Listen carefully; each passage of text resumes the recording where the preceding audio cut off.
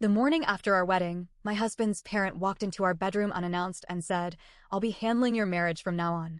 My husband laughed and replied, "It's just how things work in our family." I smiled, reached under the pillow, and pulled out a set of papers that made them both go silent. I didn't grow up in a household where people just walked into rooms without knocking. That wasn't a thing. My parents taught me about privacy and respect, especially when it came to relationships. Apparently, my in-laws missed that lesson. I married my husband, Luke 29 male, after dating him for 2 years. I won't lie, I noticed his family was intense early on, but I thought it was just overprotectiveness. I ignored the little things. The way his mother, Mary, always spoke for him. The way his father, Richard, seemed to expect total obedience. The way Luke always caved to them without a fight. I made excuses. He's just used to them being involved. It's just how their family is. It won't affect our marriage. It affected our marriage. The night before, we had our wedding in Savannah, Georgia. Small, beautiful, exactly how I wanted it. I was exhausted but happy when I woke up. Luke was lying next to me, scrolling through his phone like nothing in the world was wrong. I stretched, feeling that warm, content just married feeling, and then our bedroom door swung open. No knock. No hesitation. I jerked upright, barely pulling the blanket over myself before Mary and Richard walked in like they owned the place. "Good morning," Mary chirped. I froze. My mind couldn't process it. Were they seriously standing in our bedroom? Luke barely looked up from his phone. "Hey, Mom." "Hey, Dad." Like it was completely normal. I blinked. "What are you doing?" Richard sighed like I had just asked the world's dumbest question. "We wanted to check in before we start planning things." "Planning what?" I asked. Mary smiled. "Your marriage, of course." The way she said it made my stomach turn. "Excuse me?" Richard stepped forward, arms crossed. "We'll be handling things from now on. The big stuff, finances, house decisions, vacations. Don't worry, we've done this before." My brain short-circuited. Luke, my brand new husband, laughed. "Yeah, babe, don't worry. It's just how things work in our family." Like it was a joke. Like I was overreacting. I felt my fingers clench the sheets. "Wait," I said slowly, "you're saying you expect to be in charge of our marriage?" Mary tilted her head like I was a confused toddler. "Sweetie, we're here to help you. We help Luke's brother and his wife too. It's for the best." Then, she beamed. "Oh! Speaking of, we already booked your honeymoon for you. You'll be going to a resort we picked." I could actually feel my pulse in my ears. They booked our honeymoon. Without telling us. Without asking. Like it was their decision. I turned to Luke. "Did you know about this?" He shrugged. "Yeah, my parents always handle that stuff." I couldn't believe what I was hearing. Then Mary sat on the edge of the bed like this was some kind of casual morning chat. "And don't worry about money. We'll go over your budget later today. We have a system." A system. Like we were their employees.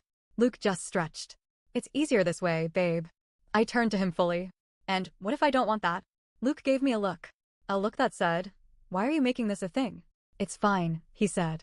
"Just let them handle it. It's how our family works." I sat completely still for a moment. Then I smiled. "That's great," I said, voice sugary sweet. "But I have something for you too." I reached under my pillow. Luke barely had time to react before I pulled out a thick set of papers. I watched Mary's expression change instantly. Richard frowned. "What is that?" Luke took the papers, flipping through them casually at first. Then his face drained of color. Mary snatched them from his hands. "What the hell is this?" It was a prenuptial agreement. Signed. Witnessed. Legally binding. I watched all three of them go pale. I had just flipped the entire game upside down. Luke was still staring at the papers, blinking like he couldn't understand what he was reading. Mary and Richard looked like someone had just slapped them across the face. Richard was the first to react. "What is this nonsense?" I crossed my arms. "That," I said calmly, "is a prenuptial agreement." Mary shook her head, flipping through the pages with a nervous laugh. This can't be real." "Oh, it's very real." Luke finally spoke, his voice weak. "You made me sign a prenup?" I turned to him. "You don't remember? We signed it 6 months ago. You were so confident it wasn't necessary, so you didn't even read it." Mary's voice rose. "This is ridiculous. We don't do prenups in this family." "Well," I said, "I guess that's another thing that's changing in this family." I watched as her hand clenched the paper so tightly her knuckles turned white. Richard snatched them from her and skimmed through the pages, his jaw tightening as he read each line. The prenup had some very specific clauses. No interference from in-laws in financial matters. No joint accounts or shared assets with anyone but each other. Both partners must agree on major decisions, including vacations, investments, and property purchases. If any of these terms were violated, the other party could file for divorce and take a 70-30 split of all shared assets. Luke had signed it all. Mary's face turned red. This is insane. This isn't how a marriage works. You're supposed to share everything with family. No, I said. I'm supposed to share everything with my husband. And he's supposed to share everything with me. Not you. Luke looked genuinely panicked now. You tricked me. I raised a brow. I told you to read it. He opened his mouth, then shut it again. He had no argument because he knew I was right. Richard tossed the papers onto the bed like they were covered in filth. This is a mistake. You're going to ruin this family. I just smiled. Actually, I think I just saved my marriage. But I wasn't prepared for what came next. Richard's expression shifted. His rage turned into something else. Something calmer. More dangerous. He stepped forward, staring me down like I was an opponent in a game I didn't even know we were playing. You think this little contract is going to protect you? His voice was low, calculated. You don't know what you've gotten yourself into, girl. A chill ran down my spine. Mary straightened, her lips curling into a tight smile. We always take care of family. One way or another. Something about the way she said it made my stomach turn. Luke rubbed his temples, clearly trying to process everything. Okay, let's just calm down. But Richard wasn't finished. Do you think this piece of paper is going to stop us? He leaned in. Do you know how easy it would be to make your life hell? I refused to back down. I'd love to see you try. He smirked. Challenge accepted. That's when I realized this wasn't over. This was just the beginning. For the next week, things got worse. Richard and Mary weren't the type to yell and scream. They were the type to control from the shadows. And now that they couldn't control me through Luke, they got creative. First, they tried guilt. We're only trying to help. It hurts us that you don't trust us. If you really loved Luke, you'd respect how we do things in this family. Then, they tried turning Luke against me. She's trying to isolate you from your family. She's making you choose between us and her. She's only doing this for money. I expected Luke to push back, to stand up for me. Instead, he started acting different. At first, he just seemed stressed. Snapping over little things. Spending more time on his phone. Staying up late texting someone. Then, it got worse. He started making plans with his parents behind my back. He withdrew money from our personal account, claiming it was for family expenses. He started canceling our plans last minute because Mom and Dad need me. And then, one night, I caught him whispering on the phone in the living room. I stayed quiet, listening from around the corner. Luke, I know. I just need more time. Pause, Luke. No, she doesn't suspect anything yet. My stomach dropped. Suspect what? The next morning, I checked our bank account. $5,000 was missing. I confronted Luke. Where's the money? He froze. I had to loan it to my parents. I stared at him. Are you serious? He sighed. Babe, it's not a big deal. They needed help. He violated the prenup. I looked him dead in the eye. You know what this means, right? He swallowed hard. For the first time, I saw fear in his eyes. Because he finally realized I wasn't playing games. And I wasn't going to let him or his parents win. Luke stood there, frozen. I could see the exact moment he realized he had made a huge mistake. He opened his mouth, then closed it again.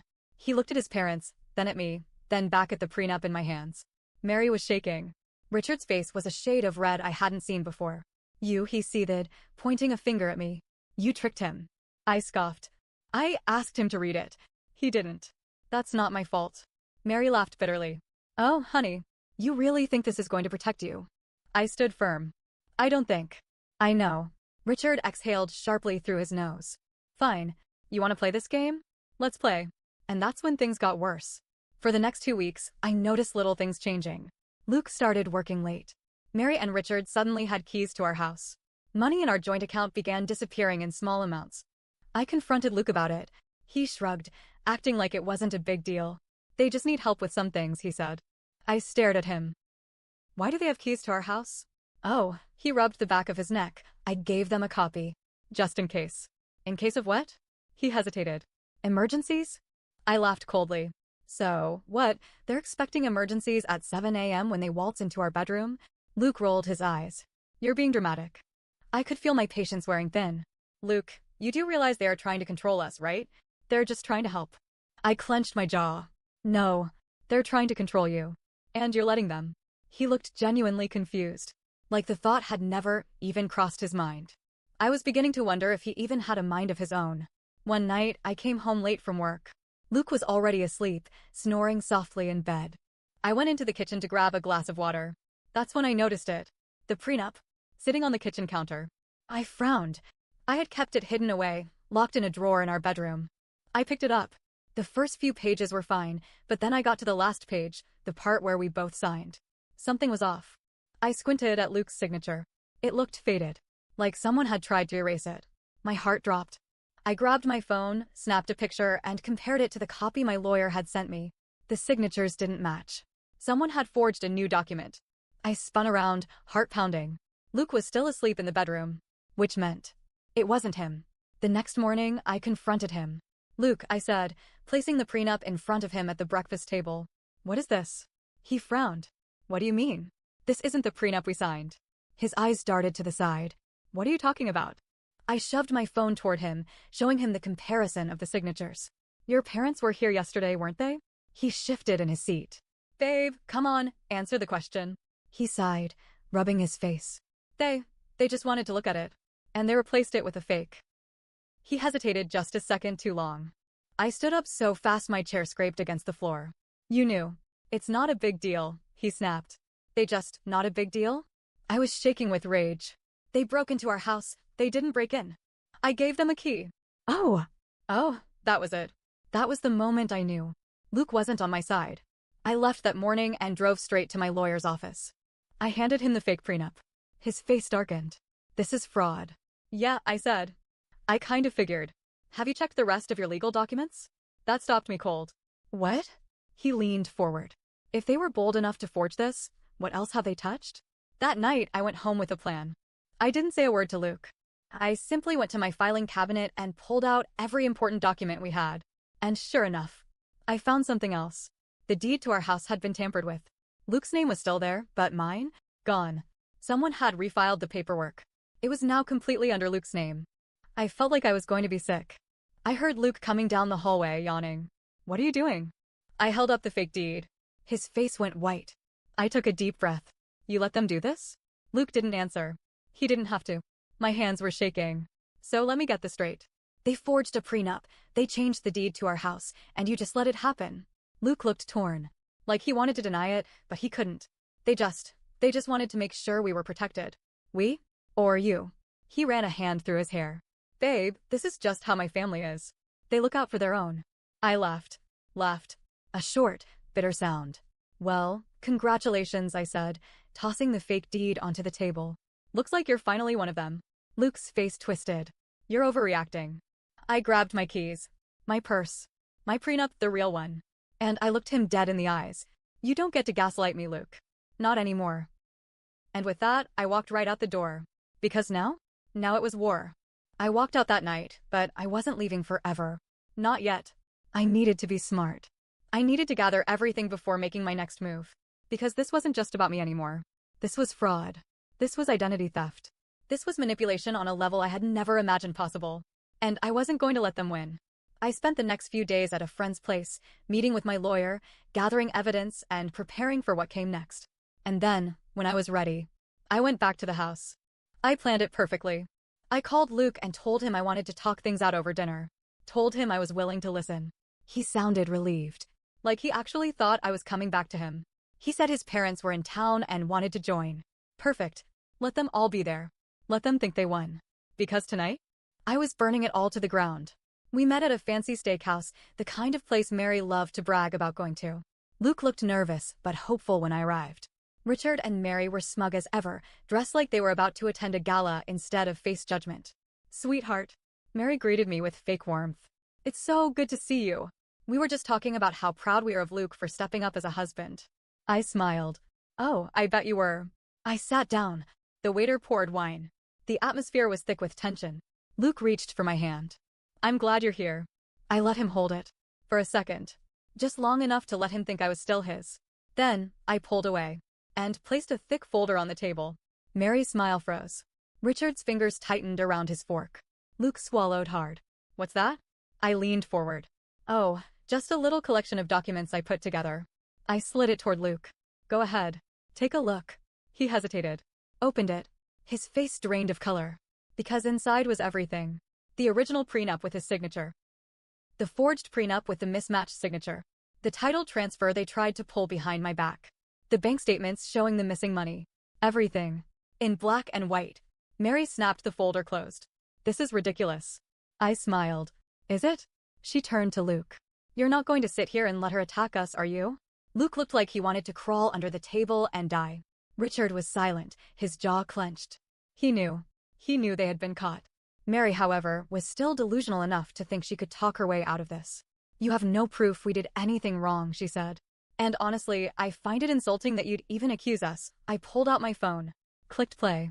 And suddenly, Mary's own voice filled the air.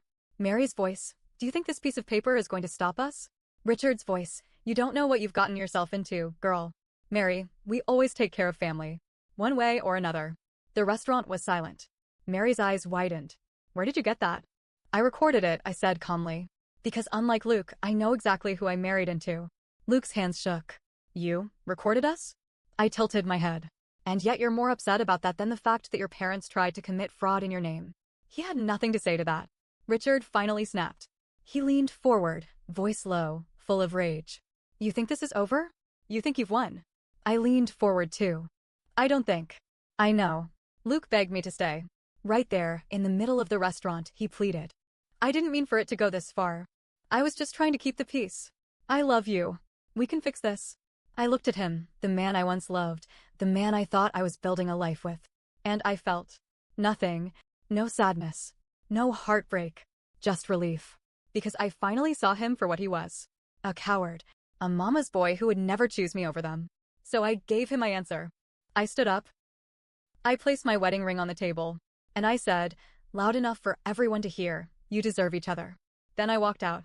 And this time, I didn't look back. I filed for divorce the next morning. Thanks to the prenup, I got the house, the savings, and a clean break. Luke tried to fight it. His parents even hired a lawyer to challenge the prenup, but the judge laughed them out of the courtroom. Mary and Richard? Their reputation was ruined. Word got out about what they tried to pull, and let's just say they weren't invited to family events anymore. Luke? He moved back in with his parents. And me? I took my freedom, my dignity, and my brand new life. And I never, never looked back.